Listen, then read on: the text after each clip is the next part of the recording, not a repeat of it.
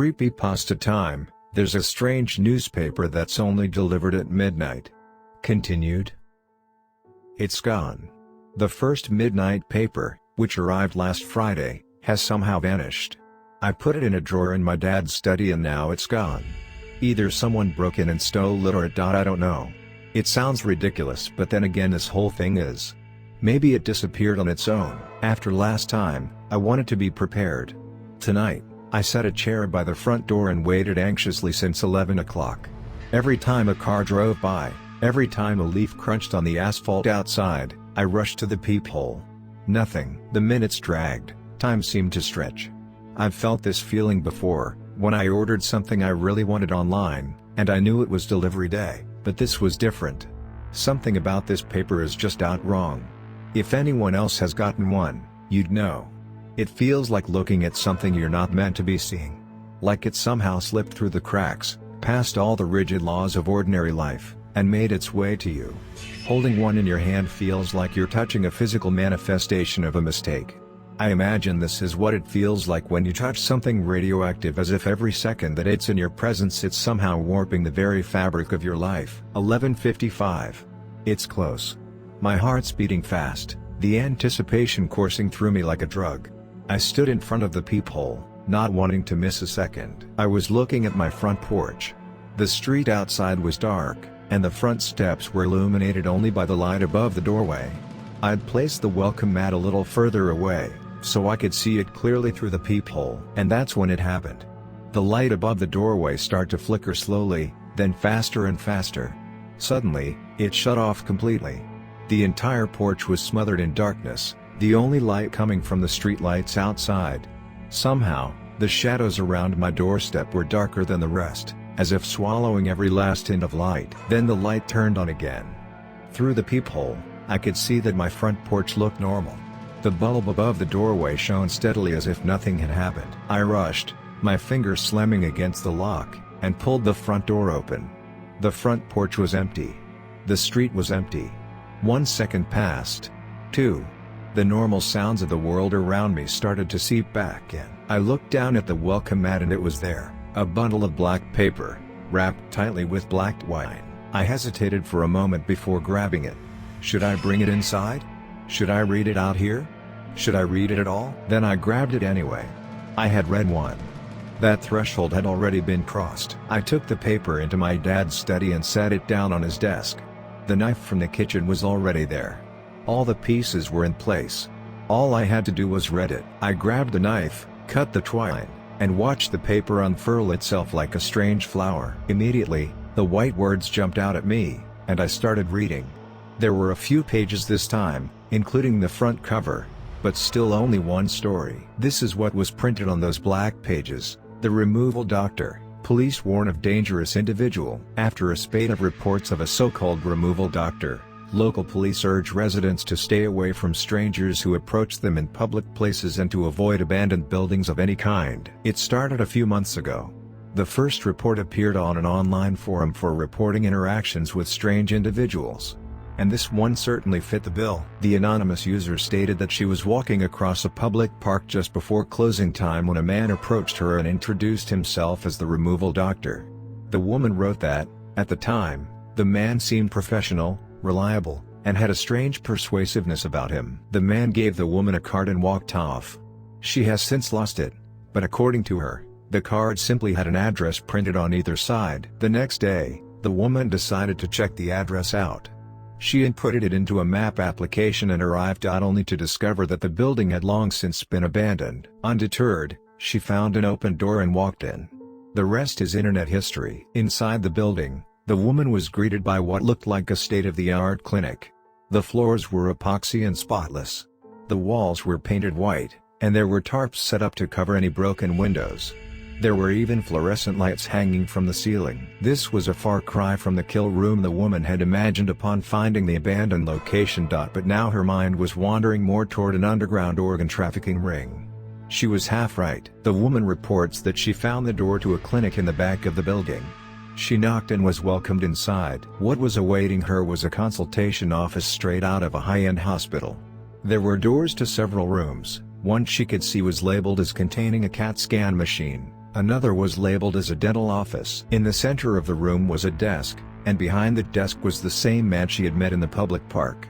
The woman was unable to describe him clearly in her post, only stating that the man was wearing a lab coat and that his face was hidden behind a surgical mask. The man wasted no time getting down to business. He introduced himself again as the removal doctor, and explained to her that he was in the business of removing things from the human body. "Anything you can think of," he said. The woman was clearly unconvinced, and somewhat alarmed, but the man assured her that it was a voluntary procedure and one that had the potential to be life-saving. The doctor proceeded to ask the woman to name one thing about herself that she was unhappy with. A memory, a body part, an inconvenient habit. Anything. Even a tumor or a fatal condition such as cancer or a clogged artery. Online, the woman admits that she wasn't in her right mind. She was, after all, ignoring a million red flags that are staples of a dozen alleged accounts. Accounts that have transcended culture, time, and location, to become old wives' tales everyone has grown up with. Like waking up in a bathtub filled with ice only to discover that your kidneys have been stolen, for example. Luckily, this wouldn't be the case for this woman. Nor has it been the case for anyone who has encountered this strange man. There was no bathtub filled with ice, at least. The woman decided against asking to have anything physical removed, perhaps fearing that there were other parties listening in who were ready to act on her words right away. She did, however, state that she wouldn't mind parting with her crippling procrastination. The doctor nodded, as if he were expecting this answer, then explained to her that this was an exchange. He would take something she didn't want about herself, but he could pick anything of hers that he wanted in return. The woman was hesitant but ultimately agreed, allowing the man to lead her to a private examination room. The woman claims that, a few hours later, she woke up in the same building. But everything around her was different. The floor was filthy concrete, the walls were covered in chipped paint, and there were no examination rooms or medical equipment of any kind. She stated that she immediately chastised herself mentally, for falling for a trick a child could see through. After quickly checking herself for stitches or wounds, she was unable to find any mark on her skin. Not even a bruise, she wrote. It was only a few days later that she realized that something actually had happened in that building. She's a writer, and she was unable to start working before hours upon hours of watching YouTube videos and playing mobile games. But now, she could sit and get to work immediately. It really did seem like the removal doctor had surgically removed her procrastination. She was elated. But only at first. Soon, she realized that something was wrong. First, it happened when she was in a video chat with her sister and her newborn. Then, it happened when her girlfriend arrived at their apartment.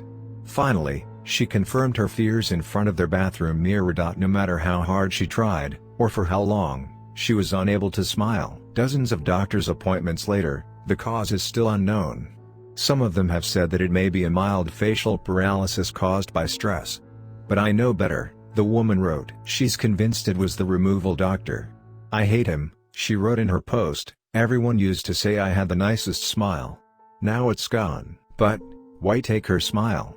The woman described her last moments of consciousness.